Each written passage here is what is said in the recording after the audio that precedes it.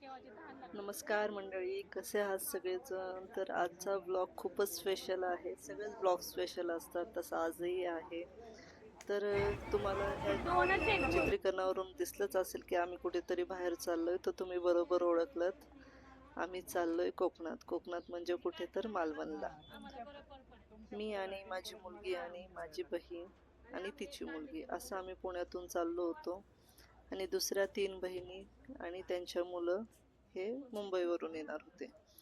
तर आम्ही आपल्या लालपरीने मस्तपैकी हवेत उडत छान रात्रीची गाडी होती 9 7:30ची. ती आली पूर्ण 9:15ला, कारण की आमचा जवळजवळ 1 ते 1.5 तास आमचा पूर्ण वाट बघण्यातच गेला बसची, सॉरी एसटीची. तर आम्ही एसटीत बसलो. बऱ्याच वेळाने वाट पाहून पाहून खूपच दमले होते सगळेजण. आणि नंतर माझी मोठी मुलगी आणि मिस्टर पण सोडवायला आले होते. तर त्यांनी छोट्या मुलीला बाय बाय केलं आणि अशा पद्धतीने आम्ही एस टीमध्ये बसलो. तर तो क्षण मुलीसाठी आणि माझ्यासाठी थोडा भावनिक झाला होता, कारण की मोठीला पण यायचं होतं, पण अचानक तिला तब्येतीचा खूप त्रास झाला. त्यामुळं तिला येता आलं नाही.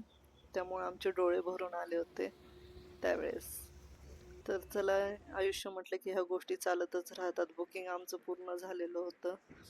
सो आम्ही निघालो पुढच्या प्रवासाला. तसे आमचे नेहमीचे प्रवास हे एस टीनेच असतात, लांबचे प्रवास असतात ते. आणि एस टीने प्रवास करण्याचा अनुभव पण काही वेगळाच चला असतो फायनली आलोय आम्ही आणि आमच्या छान असतो, स्टेला. कम्फर्टेबल होऊन मालवणचा जातं. फर्स्ट डे आहे आज. तर आता आम्ही पोहोचलो होतो सकाळी तर 6 हे वाजता आमचं राहायचं बरोबर ठिकाण आम्ही आहे. इथे पोहोचलो होतो. खूप छान आहे, शांत इथे आहे. म्हणजे कुठे तर मालवणला जिथे तर आमचा स्टे आम्ही होता रूमचा तिथे स्टे आम्ही भेटणार आहे पोहोचलो होतो. आम्हाला 9 ते 10 वाजता. तर खूप छान आणि मग स्टेचं तोपर्यंत काय करायचं ते लोकेशन इथे होतं. जवळ बीच आहे. तर तिथे आम्ही 6:30च्या चाललोय आपलं आता. 6च्या आसपास आम्ही कुठे मालवणला उतरलो आणि तिथून प्रवास केला. ₹150 रिक्षाचे लागले आम्हाला इथं स्टेला उतरायला. त्यानंतर आलो तर स्टे ते मोडले, आत्ताच देणार नाहीये. 8:30-9 वाजता स्टे देऊ आम्ही तुम्हाला, रूम देऊ. मग तोपर्यंत करायचं काय, हा आमचा मोठा विषय होता. कारण की बॅगा आम्ही बाहेर ठेवल्या होत्या, पण रूमच नव्हती, तर फ्रेश कसं होणार असा विषय होता. मग त्या काकांना फोन केला तर त्यांनी सांगितलं की असं असं 1-2 मिनिटाच्या अंतर आपल्या रूमच्या जवळच बीच आहे, तिथे तुम्ही जाऊन या.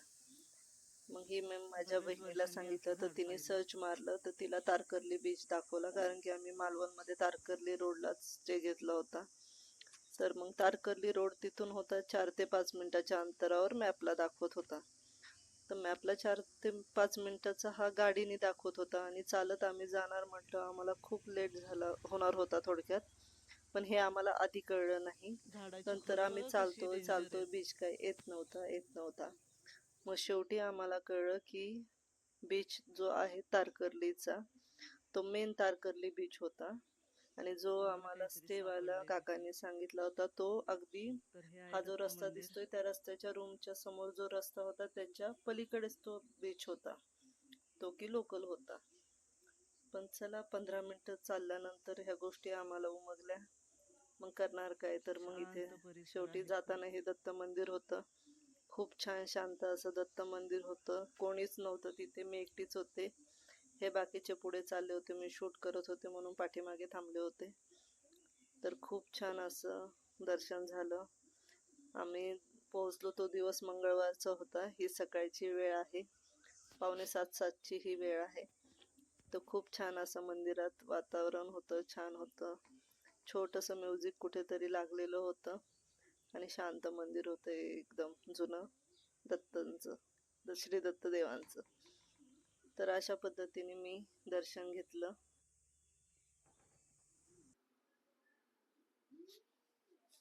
तर हे जवळपासचं शूटिंग करून मी पुढच्या रस्त्याला निघाले.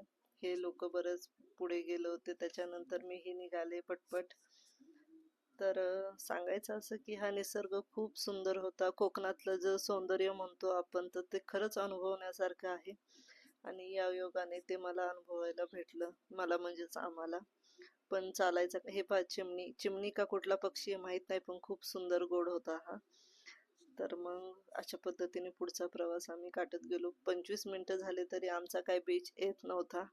शेवटी कंटाळलो होतो आम्ही सगळेजण. हा MTDCचं तारकर्ली असं नाव आलं, आम्हाला वाटलं इथूनच बीचचा रस्ता आहे.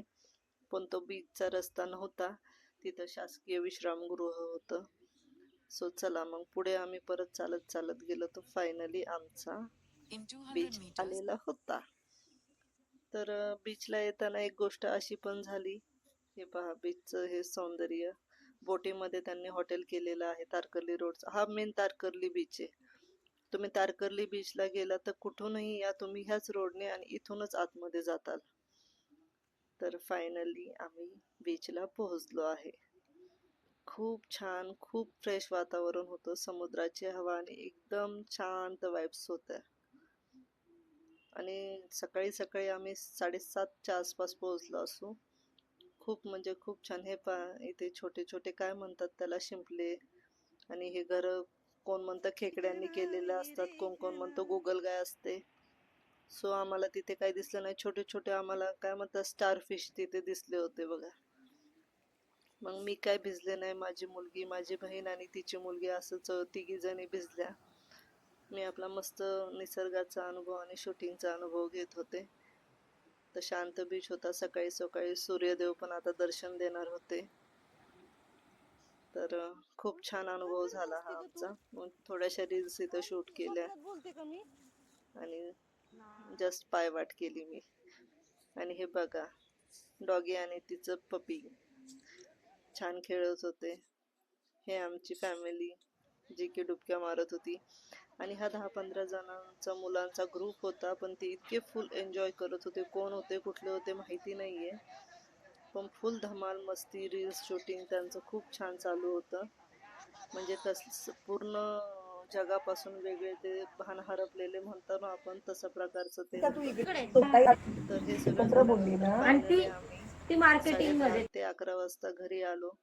आणि मग मस्त फ्रेश होऊन ह्या व्हेजवाल्यांचं व्हेज जेवण, नॉनव्हेजवाल्यांचं नॉनव्हेज जेवण आणि रात्रीचं जेवण, मग गप्पा गोष्टी, असं बरंच काही काही गोष्टी झाल्या.